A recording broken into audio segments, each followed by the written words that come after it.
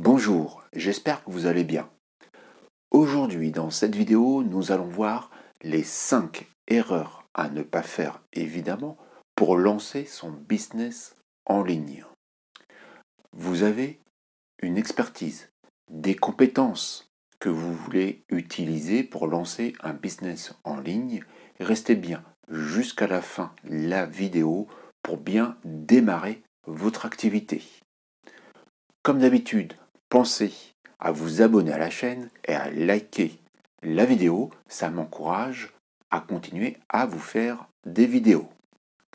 La première erreur très courante, c'est de ne pas se fixer des objectifs.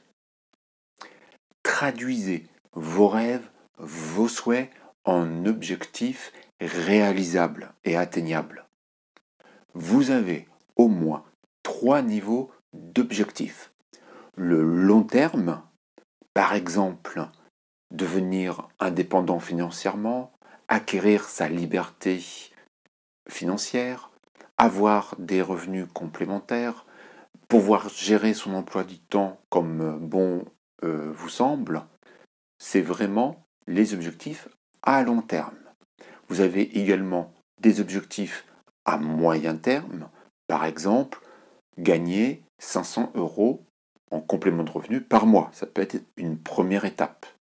Enfin, vous avez des objectifs à court terme de type avoir 100 inscrits sur ma mailing list au bout d'un mois, par exemple.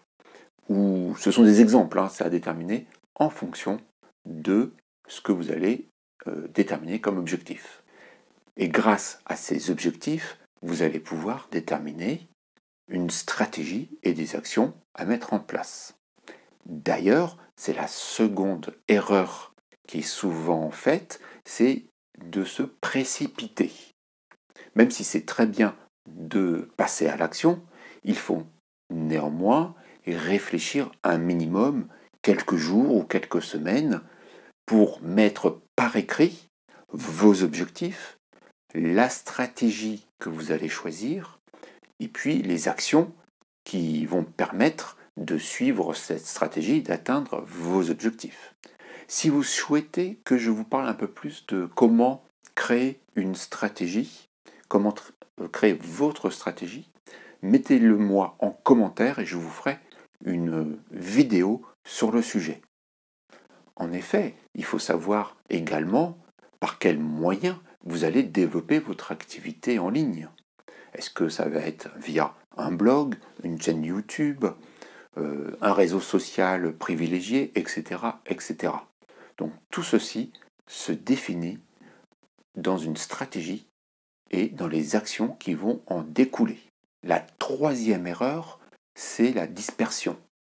C'est-à-dire que vous allez commencer à travailler sur votre projet, même à le lancer, et puis vous allez tomber sur des vidéos YouTube, un article qui va vous parler de tel ou tel réseau social sur lequel il faut absolument être, etc., etc.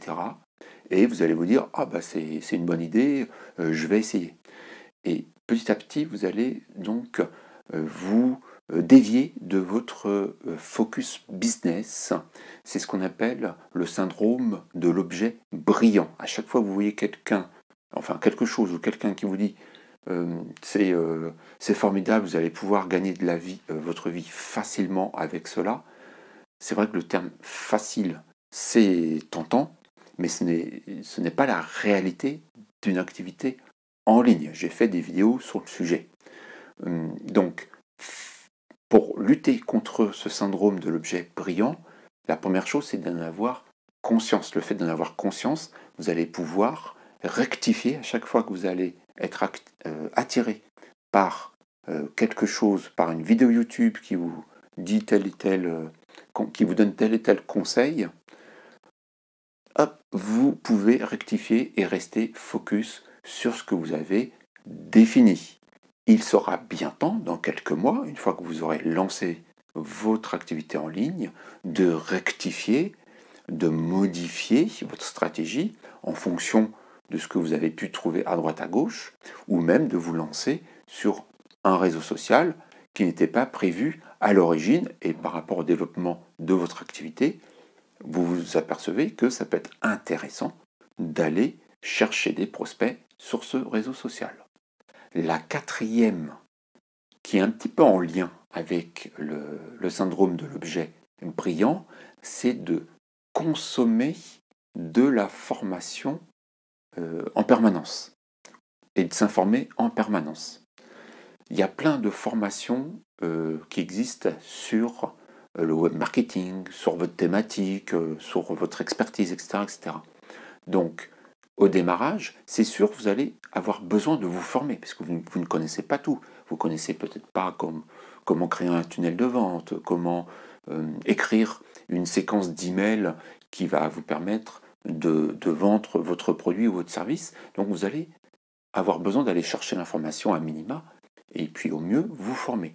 Privilégiez la qualité des formations à la quantité.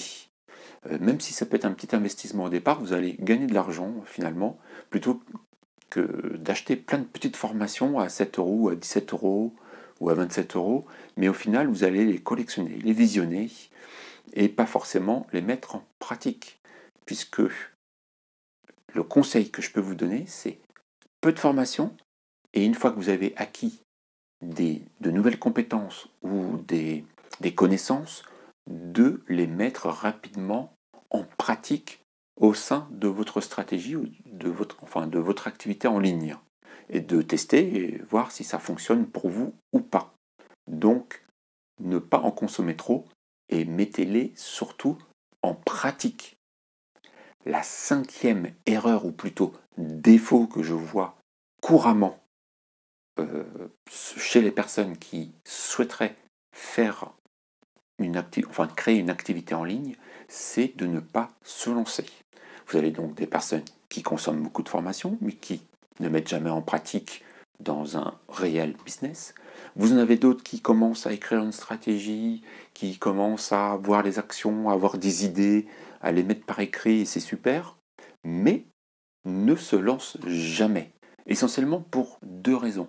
Souvent, et la plupart du temps c'est ça, la peur de se lancer, oui, c'est pas évident de faire par exemple des vidéos YouTube, c'est pas évident de créer un blog sur lequel vous allez vous présenter, c'est pas évident d'être présent sur les réseaux sociaux parce que vous allez avoir forcément des messages, des commentaires qui seront peut-être des critiques négatives. Donc c'est quelque part vous mettez à nu, même si vous pouvez vous protéger.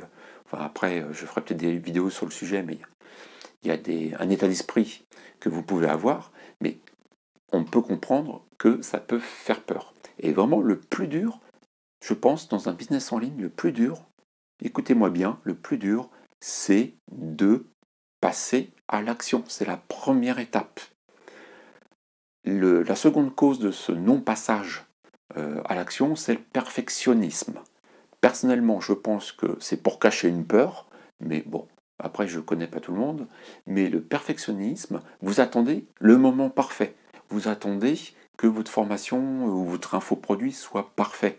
Vous attendez d'avoir la page de vente parfaite avant de la proposer, etc., etc. Ce ne sera jamais parfait. Regardez mes premières vidéos YouTube, elles sont loin d'être parfaites, même il y en a certaines, bon, je peux avoir un esprit très critique dessus, mais je suis passé à l'action. Je les ai faites. Je me suis mis face à une caméra. Et même si c'est pas parfait, je m'améliore petit à petit au fil c'est de l'entraînement. C'est comme un entraînement sportif. Hein. À force de faire des vidéos, j'en fais, je progresse de plus en plus. En conclusion, je dirais, lancez-vous. Testez votre stratégie, testez vos actions, frottez-vous à la réalité. Ainsi, dans 5 mois, 6 mois, voire 1 an, vous ferez un point, un bilan sur ce que vous avez mis en place pour soit rectifier, modifier ce qui doit être changé pour que ça fonctionne mieux, etc. Mais vous aurez, à minima, appris énormément de choses. Je vous laisse sur cette réflexion et je vous dis à bientôt pour une prochaine vidéo. Ciao!